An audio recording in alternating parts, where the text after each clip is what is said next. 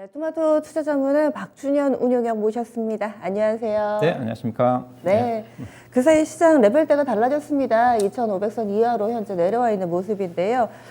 지금까지 시장의 시그널 좀 어떻게 변화하고 있는 건가요? 예, 일단 뭐 박스권이 확실하게 한 단계 내려왔죠. 저도 2,560 내지는 2,580은 지지가 되지 않겠느냐 이 시간 통해서 말씀드렸던 부분인데 일단 어제 코스피스가 장중 2,457까지 내려왔으니까 순식간에 100포인트 아래까지 저점이 좀 내려왔어요. 아무래도 충격적인 인플레이션 쇼크 영향이 어제까지 진행이 좀 됐다고 좀 봐야 될 것 같습니다. 워낙 쇼킹하게 소비자 물가 지표가 5월 나왔기 때문에 그런 어떤 인플레이션에 대한 불안 심리가 다시 증폭이 좀 되면서 특히 이제 한국과 미국의 상대적으로 상당히 지금 약세 흐름인데 최근 들어서 두 개 나라가 동시에 지금 연저점을 이탈했거든요. 다른 나라 같은 경우는 연저점을 이탈하지는 않았어요. 근데 한미 증시가 어제 동시에 연저점을 이탈했다고 좀 봐야 될 것 같은데 그래도 어제 이제 코스피 지수 같은 경우는 다행스러운 거는 어제 장중에는까지 거의 장 초반까지 만나다가 거의 패닉 셀링이었거든요. 코스피 지수 같은 경우도 월요일 날 3.5% 급락 이후에 어제 장중에도 거의 2% 가까이 급락이 나왔었고 코스닥 시장 같은 경우는 월요일 날 거의 4.7% 급락 아마 올해 들어서 4% 넘게 빠진 적이 없었으니까 어제도 장중에 거의 2.9% 정도까지 급락이 나왔으니까 근데 다행스러웠던 것 자체는 양봉으로 끝나면서 코스피 지수 약보합 코스닥 시장 같은 경우도 드라마틱하게 아래꼴 좀 달면서 0.6% 정도까지 반등이 나왔기 때문에 어느 정도 패닉 셀링에서는 어제 좀 벗어난 게 아닌가 그렇게 좀 볼 수가 있을 것 같고요. 일단은 현재 시장의 충격 자체는 아무래도 워낙 물가 지표가 쇼킹하게 나왔기 때문에 그동안 완화적으로 바뀌지 않겠는가 연준의 통화 정책 자체가 또 가파르게 긴축 행보로 이어지고 있는 부분이라 좀 봐야 될 것 같은데 현재 시장에서는 내일 결국은 뭐 새벽에 FOMC 결과가 나오겠지만은 거의 시장에서는 자이언트 스텝이 거의 현실화되는 거의 뭐 되지 않겠는가 전망이 나오고 있는 쪽이고 그 다음에 이제 올해 연말 연준의 기준금리 중립금리 목표가 소비자 물가 지표가 나오기 전에는 그래도 2.6에서 2.8 정도가 컨센이었던 것 같은데 물가 지표가 나오고 난 다음에는 올해 연말에 연준의 기준금리가 3.45, 3.5% 정도까지는 빠르게 올라갈 거다. 이 정도까지가 현재 가파르게 올라갔으니까 이런 또 충격적인 긴축 정보 자체가 현재 시장에 반영이 좀 되고 있다. 시장은 이 정도까지는 어느 정도 반영이 좀 됐다. 그렇게 좀 볼 수가 있을 것 같고요.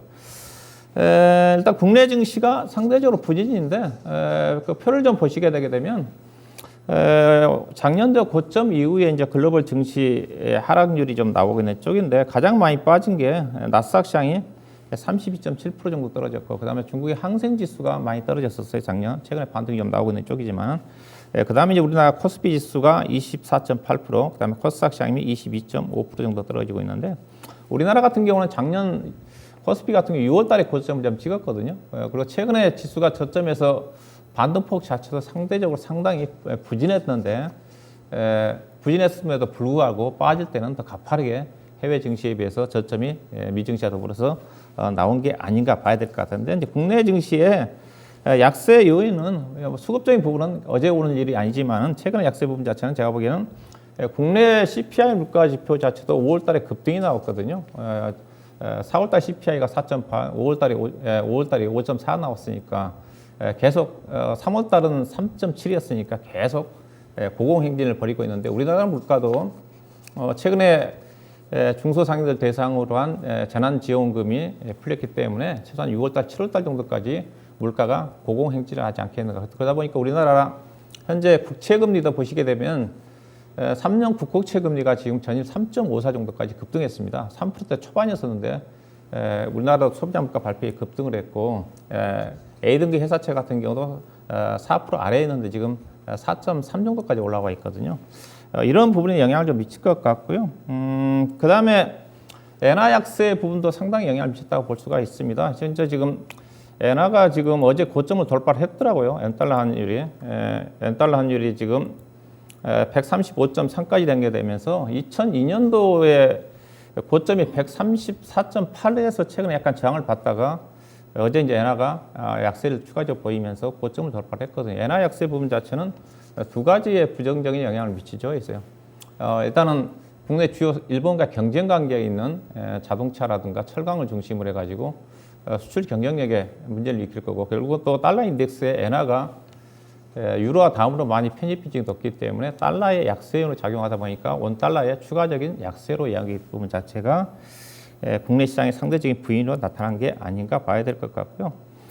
그 다음에 애군 수급이 이제 이런 것 때문에 최근에 애군 투자가들이 4일 연속 코스피 현 선물 시장으로 따지면 지금 6일 연속 가까이 매도가 좀 나온 걸로 알고 있는데, 매도가 나오고 있는 쪽인데, 어제는 현 선물에서 각각 2천억 정도 매도가 좀 나왔거든요. 매도가 나왔는데, 일단은 애국인 선물 매도 포지션을 표를 좀 보고 계시는데, 매도 포지션이 지금 8조, 금액으로 따지면 8조 1천억으로 지금 사상 최대 규모입니다.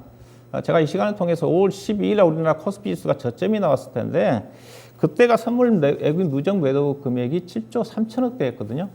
그리고 난 다음에 애국인 선물 매도가 약 1조 한 5, 6천억 정도 축소가 좀 되면서 종합주가 지수가 2,680 정도까지, 85 정도까지 반등이 나왔는데, 일단은 두 가지 부분을 해석해 볼 수가 있겠죠. 애국인 선물 누적 매도가 많다는 자체는 애국인 투자가들이 여전히 하방에 배팅을 해놓고 있는 상태고, 반대로 애국인 선물이 충분하게 역대급 이상 사상 최대의 매도를 해놓은 상태이기 때문에 추가적으로 애국인들이 선물 매도를 통해 가지고 지수의 하방을 이끌지는 못할 거다. 반대로 시장에 반등이 나오면 리스크 해지 차원에서 선물 매수가 들어온다 한다면 지난번에 5월 12일 날 저점 찍고 급하게 반등 나오듯이 반등 나올 가능성, 후자의 가능성도 좀 열어두고 접근할 필요가 있지 않겠는가. 그렇게 좀 봐야 될 것 같고요. 그 다음에 이제 지수의 방향은 결국은 삼성전자가 지고 있지 않습니까? 삼성전자가 코스피 시장의 방향은 저는 삼성전자한테 물어봐라, 이제 그런 얘기를 하고 있는데, 삼성전자가 올해 작년 연말 대비해서 정말 곧 작년에 연말에 78,300원, 현재 61,900원 기준에서 기준으로 본다 하더라도 약 21% 떨어졌습니다. 종합주가 지수는 약 16.3% 떨어져 있는데, 종합주가 지수 대비해서 현재까지는 삼성전자가 약 5% 정도 더 떨어졌으니까 지수보다 더 약하다고 봐야 될 것 같은데, 일단은 삼성전자의 포인트 부분 자체는 지분율로 봐야 될 것 같아요. 왜냐하면 최근에 매도는 결국은 삼성전자 매도에 찾아야 되는 거니까, 애국 투자가들이 최근에 지난주 금요일인가요? 삼성전자 900만 주 최대 매도한 이후로 어제는 이제 100만 주대로 매도 줄어들었는데, 삼성전자 현재 애국인 지분율이 50.2입니다. 지난 2017년도 4월 달에 애국인 지분율이 50.2였거든요. 지금하고 똑같습니다. 이게 2016년도 이후로 본다 한다면 애국인 지분율이 50.2 아래로 떨어진 적이 없어요. 이 말은 무슨 말이냐? 현재 전체 코스피 시장의 애국인 지분율이 30% 아래까지 거의 떨어져 있는데, 2012년도 이후에 최저치거든요. 결국은 삼성전자를 매도가 끝나야지 애국인 수급도 좋아질 수 있는 부분이기 때문에, 결론은 애국인 투자가들이 삼성전자를 본다 한다면, 수급적으로 본다 한다면 팔 만큼 판 게 아닌가. 팔 만큼 현재 삼성전자가 특별히 펀드멘탈 이상은 없거든요. 현재 삼성전자 PR이 올해 예상된 실적 기준에서 8.8입니다. 현재 실적 컨센이 2분기라든가 3분기는 그대로 유지하고 있는 쪽이거든요. 그럼 8.8배면 싸냐 비싸냐? 현재 코스피 PR이 9.1배 되는 수준이니까 시장의 평균보다 삼성전자가 지금 밸류가 낮거든요. 그렇게 본다 한다면 삼성전자 현재 61,900원대, 어제 61,100원대까지 내려왔다가 양봉으로 끝났는데, 1차적으로는 이 정도에서 지지가 되지 않겠나. 제가 보기에는 삼성전자 최악의 경우 아마 58,000원까지 내려올 수는 있을 것 같아요. 그때 지수가 제가 이제 시장 얘기할 때 정말로 경기 침체가 현실화되게 되면 종합주가 지수 2,360 정도까지는 내려갈 수가 있을 거다. 그때 가격이 내려간다 한다면 삼성전자 가격이 58,500원입니다. 그거는 당장 현실화될 것 같지는 않고요. 현재 수준에서 애국인 삼성전자 지분율을 고려해 본다 충분히 판 게 아닌가, 뭐 그렇게 좀 말씀 좀 드리고 싶고요.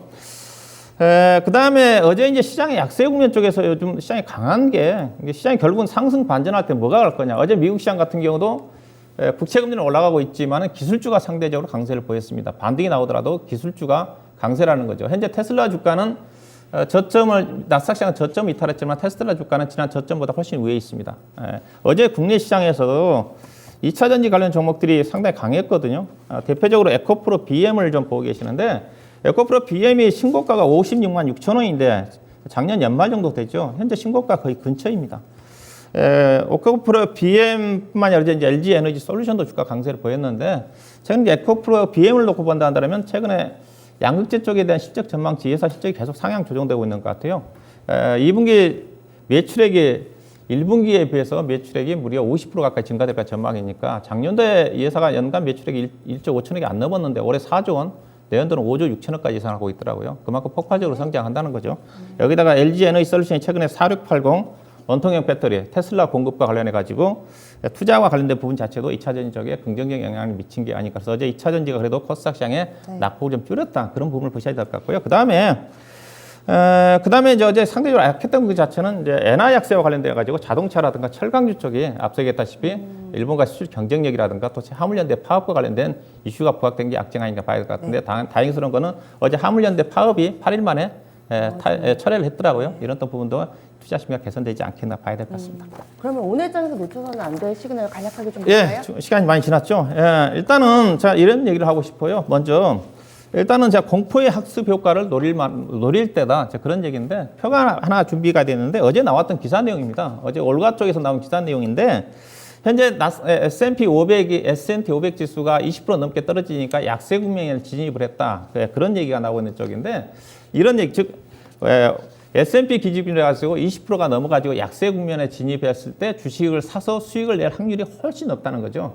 일반적으로 즉 역발상 투자가 유리하다는 겁니다. 남들이 공포스러울 때 주식을 사야 된다. 그때 약세장에 진입했을 때 그 소식을 듣고 주식을 산 경우는 22.6% 평상시보다 10%대인데 22.6% 정도 수익이 났다. 그래서 항상 얘기할 때 남들이 부정적으로 볼 때 반대편에 있는 사람이 주식시장에서는 수익이 난다. 역발상 투자가 주식시장에 유리하다는 측면도 있는데 이게 결국은 공포의 학습 효과가 좀 되지 않겠는가. 먼저 말씀 좀 드리고 싶고 일단은 단기 낙폭 과대입니다. 단기 낙폭 과대인데 코스피 시장 제가 지수를 얘기를 할 때 주가 많이 빠지면 이격도 가지고 항상 얘기를 하지 않습니까? 현재 코스피 지수 이격률을 보시게 되게 되면 전일 95.2입니다.